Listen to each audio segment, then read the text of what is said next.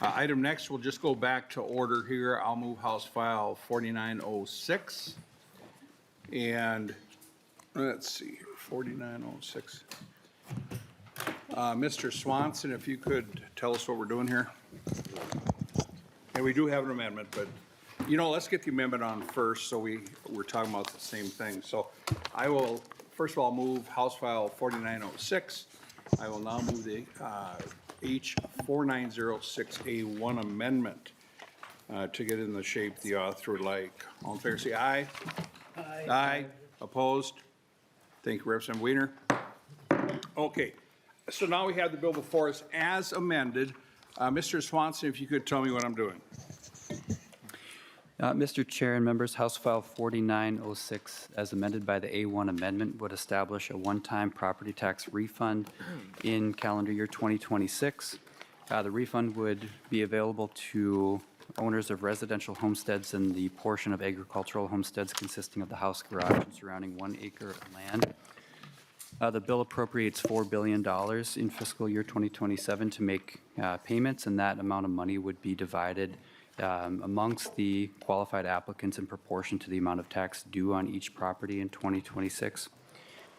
The bill also contains a clawback provision that would require any property owner to pay back the refund if they were delinquent on their property taxes in 2026.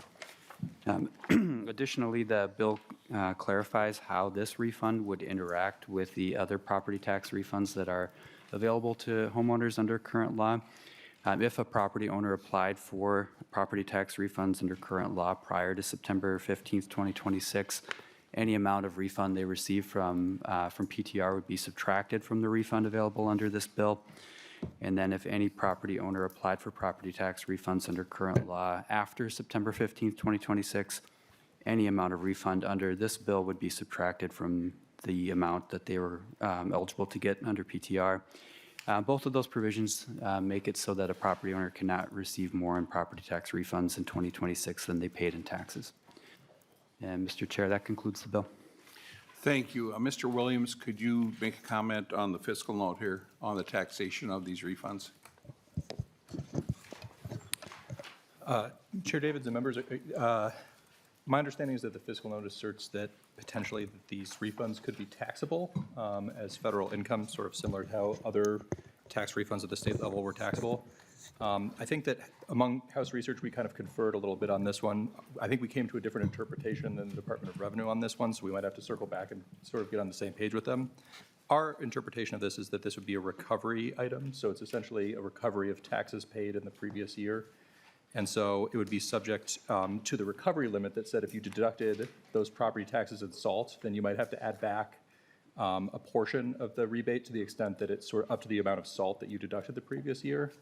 But it's sort of our first read on this was that likely these would be covered as sort of a recovery of prior taxes, which is excluded from gross income. But happy to follow up with the Department of Revenue on that issue and sort of get on the same page about that. So the department is saying it is taxable. You're saying it's not taxable. We'll take your interpretation. Okay. Okay, we have two fine folks that are going to talk about this bill today. The first one is Eric Bernstein. Then we'll have Nan Madden come up. So, Mr. Bernstein, are you right there? Okay, wonderful.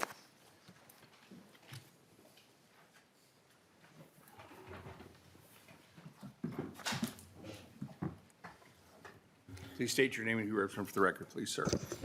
Chair Davids, members of the committee, my name is Eric Bernstein. I'm the director of We Make Minnesota. We're a coalition of labor and grassroots organizations united in support of a fair tax code and a budget sufficient to meet our state's public investment needs.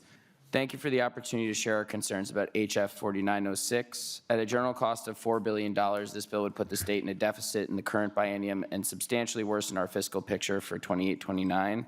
It would require drastic service cuts that would hurt families and ironically result in future property tax increases. I'll start just by commenting on the scale of this proposal. $4 billion is more money than the combined total of all local school levies across the state. It's roughly equal to all money that we spend on higher education or on public safety during the entire 26-27 biennium. In 2023, the state increased K-12 general education funding substantially. For 26-27, that increase was $3.2 billion. So this tax cut of this scale would, write off or make impossible these sorts of huge fundamental investments we make in our state. And for all that reckless downside risk, the benefits for taxpayers, although very substantial, would not be life-altering. At an average of $2,500 or $50 per week one time, HF 4906 does not approach a solution to the affordability challenges facing Minnesota families. If you're struggling to pay for childcare, college tuition, or even one emergency room visit, this won't get you there. And of course, that $50 per week is an average figure, but the savings will be far smaller for lower income families because the tax cut will be distributed in proportion to the amount of qualified property owned. According to the latest tax incidence study, an average household in the first decile pays $622 per year in residential property taxes, while a family in the top decile pays nearly $6,000. So the benefits would be scaled in that sort of way. If we restrict to homeowning households only, the disparity is smaller, but the top deciles still pay double what the lower deciles do in property taxes. Put another way, this bill would put around $1 billion back in the pockets of the richest 10% of Minnesotans, and that's not the sort of tax policy that will make Minnesota a safer, healthier, or more prosperous state. In many ways, I think this bill illustrates the folly of tax cuts as a response to socioeconomic challenges.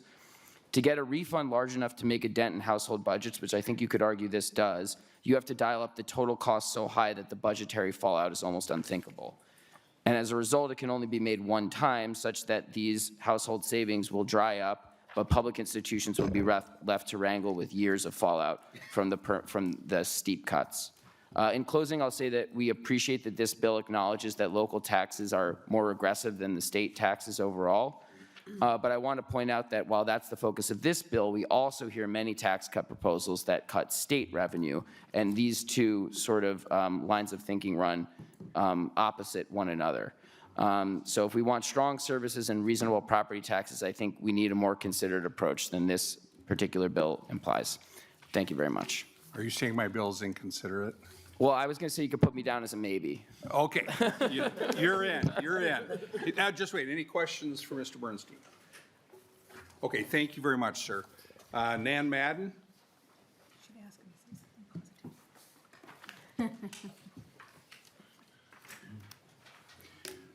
Please state your name and who you represent for the record, please. Thank you, Chair Davids, Chair Gomez, and members of the committee. My name is Nan Madden. I'm Director of the Minnesota Budget Project. I appreciate the opportunity to testify today with some concerns about House File 4906. We agree that addressing the economic challenges facing everyday Minnesotans should be a top priority for this legislative session, but this legislation would take us backwards and make it harder to reach that goal. Two concerns we have with the bill are first, that it would create a big hole in the state's budget and threaten the services that Minnesotans count on. And secondly, that this rebate is not targeted towards those who are struggling, and it leaves out Minnesota renters altogether. First, to talk about the fiscal impact. This bill would make it harder to act to protect Minnesotans' health care and food support, given that the federal H.R. 1 requires state and county governments in Minnesota to spend more to deliver those services. Just a few examples are that H.R. 1 doubles the amount that we have to pay locally to spend to administer basic food assistance through SNAP, and for the first time, the state must start paying a portion of SNAP benefits. Minnesota needs to invest in IT, personnel, and other infrastructure to implement cumbersome new requirements in Medicaid and SNAP. And beyond just meeting federal requirements, there's more Minnesota should do to avoid having tens of thousands of Minnesotans losing their health care and food support. Those needs don't simply go away when the federal government steps back from their responsibilities. This bill would punch a huge hole in the next biennium's budget. The February forecast shows a small $377 million positive balance in the 28-29 biennium, but that's assuming that every one of the $3.7 billion of surplus for this biennium carries forward and is used to fund public services in that next budget cycle. Spending $4 billion on a rebate creates a $4 billion hole in next biennium's budget. Will the 2027 legislature raise taxes to replace those dollars and balance the budget? Or where would the budget cuts come from? Would it come from our schools, healthcare, nursing homes, services for people with disabilities, or other services? Even if Minnesota had the resources for a rebate, our second set of concerns is how the rebate is constructed. In the past, when the state has done one-time rebates of this sort, policymakers generally have sought to include as many Minnesotans as possible. In contrast, this bill only benefits homeowners and does not include any kind of income limits or measure of need. Minnesota renters would receive nothing. These are seniors, people with disabilities, families, and working people all across the state who happen to rent their homes. Our current law recognizes that renters pay property taxes through their rents. And as you heard earlier in session, the property tax refund for renters, called the renter's credit, has much tighter income limits than the property tax refund for homeowners. This bill creates an even larger disparity by leaving out renters altogether. Thank you for your time. We ask you to reject this approach. Thank you. Thank you very much. Ms. Madden, any questions for the testifier? Okay, thank you very much. Does anyone else from the audience would like to testify on this bill for it or with concerns? No, nobody's for it? Okay. The department like to comment? Okay, we will now go to member questions. Representative Hewitt. I was hoping you'd have somebody before me, but that's okay. Thank you, Chair Davis, and I understand why we might be thinking about this, but I am concerned. We saw the actual collected revenue yesterday, and it actually showed negative of what we were projecting. My concerns sit in the areas of things that we've done successfully in the past that will not receive investment, where this money probably should go. The big one that I see is public safety. We provided a program 2 years ago that called the iPoet program that was bipartisan, that gave our local communities police officers that was a state share with the local municipality, and it produced like I know at least 100 police officers around the state, if not more. The same thing that we're going to keep having is our ongoing problem with rural EMS. When we can use money like this to fund, we're in like $150 million a year deficit with that. And unfortunately, the more we don't look at that, the more response times. We have some promise that showed in these programs, and we invested one-time money in them 2 years ago. And now, without further investment or doing stuff like this, we won't have that option. And really, the biggest cloud that's hanging over the state right now, and I think all of us can agree, is possibly the loss of our largest safety net hospital in Hennepin County. Until we have that figured out, I don't see us being able to look at the $4 billion tax, basically give back taxes here, when we're going to have to come back and probably charge more in the future. So I think that I get it. I would love to get some tax money back, but the truth is, in fact, I had to pay in. I found that out last night. But the truth is that we really have some needs that are not met, that are really pertinent to our communities, like public safety, EMS, and fire. I think this would really put a gouge in that, and especially with what we're confronting with our safety net hospitals. Thank you, Mr. Chair. Thank you. And just to be clear here, yes, the numbers came out, what were they, minus 188 million, less than expected for the month. I think it was something like that. I just sent my estimates in on Monday, so that should close the gap quite a bit. Okay, so I'm here to help. Okay, Representative Joachim. Thank you, Mr. Chair, and I'll just piggyback on what Representative Hewitt has been talking about. There's a lot of investments we could make long-term that would help our counties, that would lower the property taxes for all of us. One of them that comes top to mind is the technology upgrades that we need to do for all of our counties, so that they can better serve our constituents and keep costs down, as well as, let's say, indexing LGA or CPA to inflation. There's a lot of long-term goals that would cost a lot less than this bill would. And if we want to talk about short-term, because trust me, as a legislator that represents the West Metro and poorer towns from Hopkins to wealthier towns like Edina, everybody's feeling the squeeze on property taxes. I would rather see us do more of a targeted one-time approach like Representative Hewitt or Representative Norris has in the bills that allow, if your property tax increases, currently on the books, if it's over 12%, you can get up to a $1,500 rebate. But we're seeing bigger increases And their bills do a variety of things, like bringing that down to 18% if you see, or sorry, if you see an 8% increase on your property taxes, you could get up to $2,000. I think our time would be better spent on that. And then, as the Education Finance Chair, I really appreciate folks talking about the big hole that this would blow in our budget. Just for people to understand, I know all your school districts talk a lot about wanting money on the education formula. 1% on the education formula is roughly $80 million. $4 billion would be 44% on our education formula. Just think about that investment. Thank you. Okay, let's go to Representative Hollins. Thank you, Mr. Chair, and Representative Joachim, Chair Joachim took a little bit of my talking points, but I really wanted to focus on sort of the racial disparity that would be applied in this situation. You know, if this is money that goes back to homeowners, we know that Minnesota has one of the largest gaps in home ownership based on race. People of color, only about 50% of them own homes in Minnesota. It's even lower if you're talking about Black communities, which I'm a part of. I will tell you, I have had people walk by me in my neighborhood and ask how I ended up buying my home. They are curious, like they can't believe that a Black woman owns a home. It's that rare.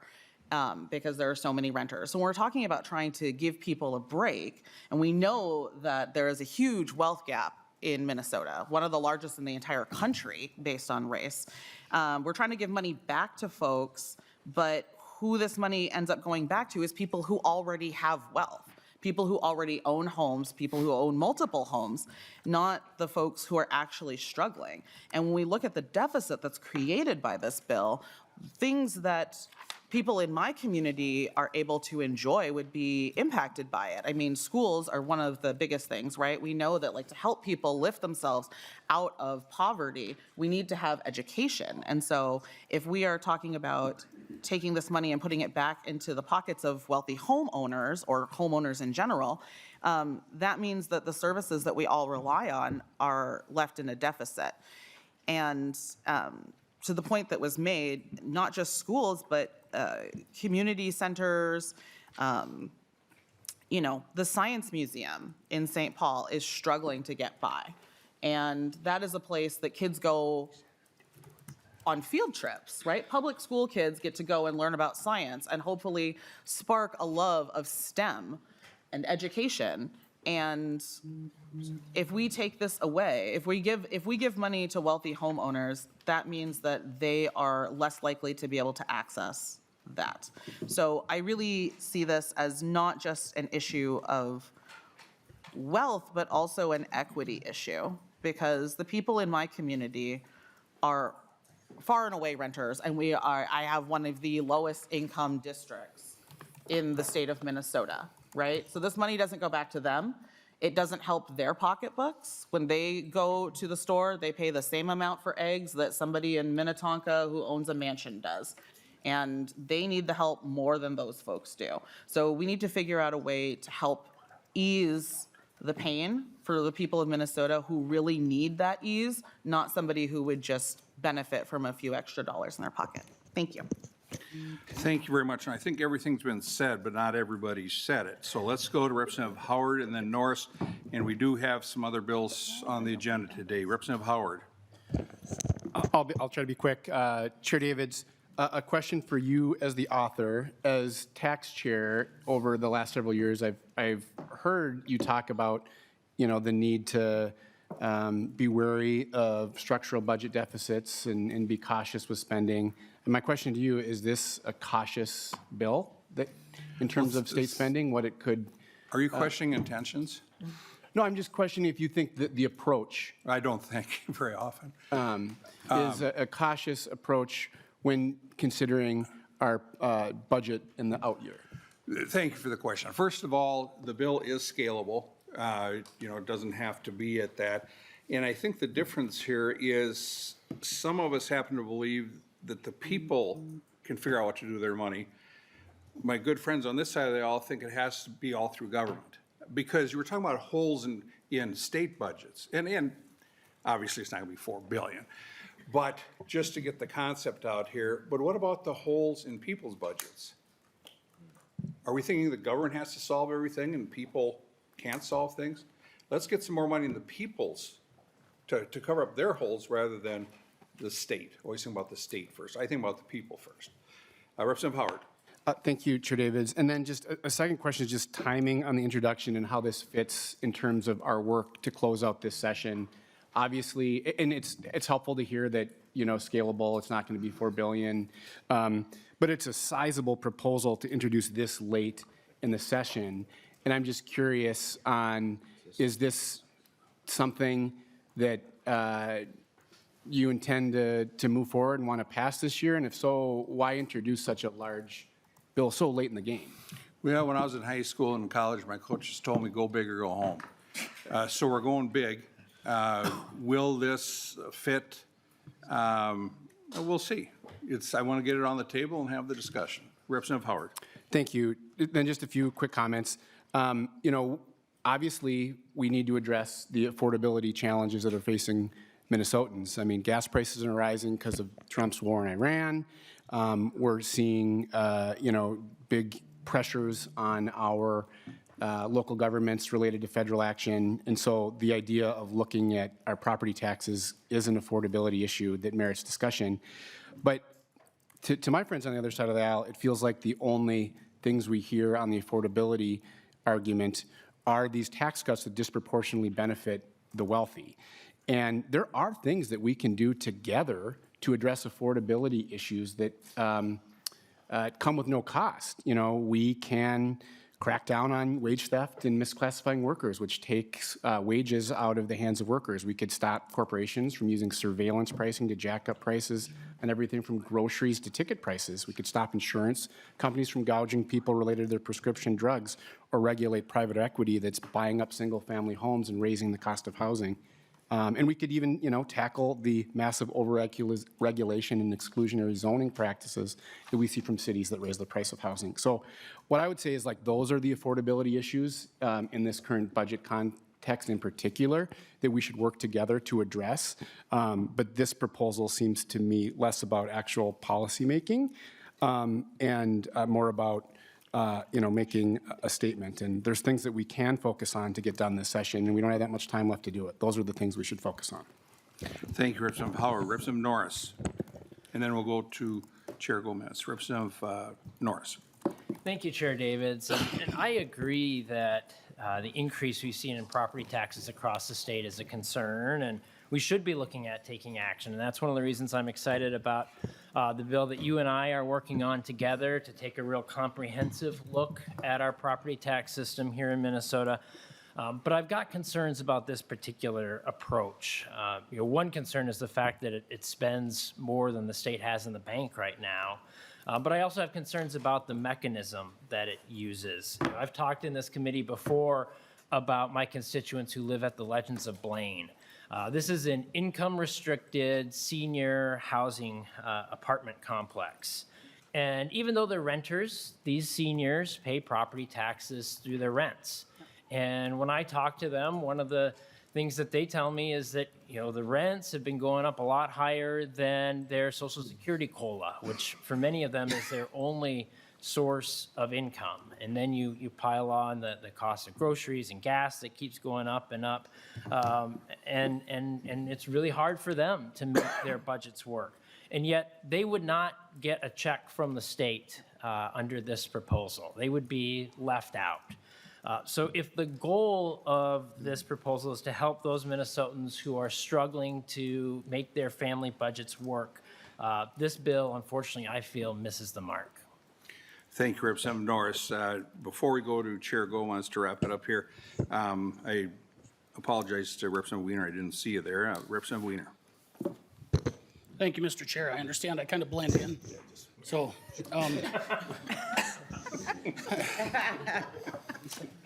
to the points made today, we've heard a lot about different people's community, and I understand the emphasis of looking at just our areas.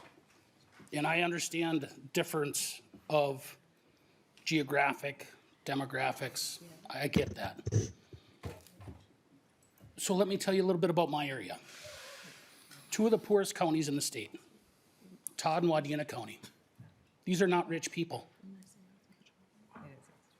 We barely get by. to be considered rich homeowners is kind of an insult. I don't know of anybody that's driving a brand-new pickup or using brand-new equipment to plow their fields.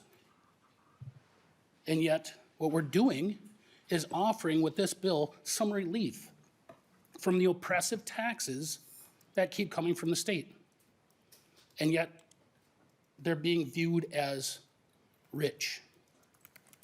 I can tell you about homeowners who have sold the acreage, and it's grandma still living in the house, who says, I don't know how I'm gonna pay my taxes. I can tell you about the farmers who are saying, we don't know that we can get by another year. Just a dairy last week that I said that I met with a small family-owned farm, 7 kids, struggling to get by. Thankful that somebody stopped by and bought eggs and milk from their farm, because that helps them get by. And then to be referred to as rich homeowners, what an insult. And then to hear that this is the state budget, to the point that the chairperson made, exactly, what about the people's budget? What about keeping money in their pockets? It is amazing to me that we just kind of gloss over that there's real people involved in these bills, and that we only look at it from the state side. I look at it from my people side, the people who are struggling, who need relief. I love this bill. I think it should be bigger. That's my only concern about it. So thank you, Mr. Chair. Thank you. Chair Gomez. Thank you, Mr. Chair. I appreciate the conversation, a lot of the points that have been made. I really appreciate the changes in your amendment. Makes a very bad bill marginally less bad. As we've covered, this bill would blow a huge hole in our budget. It is untargeted. The beauty of the property tax refund is that it takes one of the more regressive major tax types and introduces progressivity into it. And it is a way to make it so that low-income people actually are not as heavily burdened by the property tax, by property taxes as a percentage of their income. And so kind of circumventing the property tax refund system, taking away the income sensitivity, kind of just takes away the thing that the property tax refund does, which is exactly, if our shared goal, which is helping out people who are having trouble making ends meet across our state. A third of Minnesota residents rent. Everybody pays property taxes. The folks at the Legends of Blaine pay about 17% of their rent is estimated to go to pay property taxes. They get nothing from this bill. Those 1/3 of people who rent, who are more likely to be low income, more likely to be elderly or have a disability, are cut out of this bill, even with its high price tag and even with the giant hole that it'll blow in the side of the budget. The other thing is just this fiscal note is really something. It talks about the incredible administrative burden of implementing this on the timeline that is expected. It would cost $15 million. It would necessitate hiring 10 people. It would put off long-planned and currently in motion, like updates to IT systems. It is just kind of shocking the challenges that this will present in terms of administration. And again, it will sort of put current programs that are being implemented so that the tax system is more legible and easier for people to interact with would have to be put on hold. Those staff would have to be redeployed to this. It talks about, in here, about the, on page 4, it talks about the the exposure to human error and fraud risk because of the volume of returns, the validation and oversight that our incredible Department of Revenue brings to their analysis of these applications. So, the bill has 1 or 2 kinks that need to be worked out, Mr. Chair. You can mark me down as a maybe. Thank you. Thank you, Chair Gomez.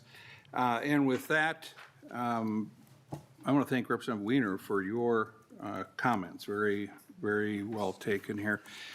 So like I said earlier, that, you know, some people are thinking more about people's budgets than state budgets, and I know we're state reps, we have to be looking very, very closely at the state budget and make it work, but the people in the state also need their budgets to work. So that, I will renew my motion, House File 4906 as amended, be laid over for possible inclusion in the omnibus tax bill. Thank you, members.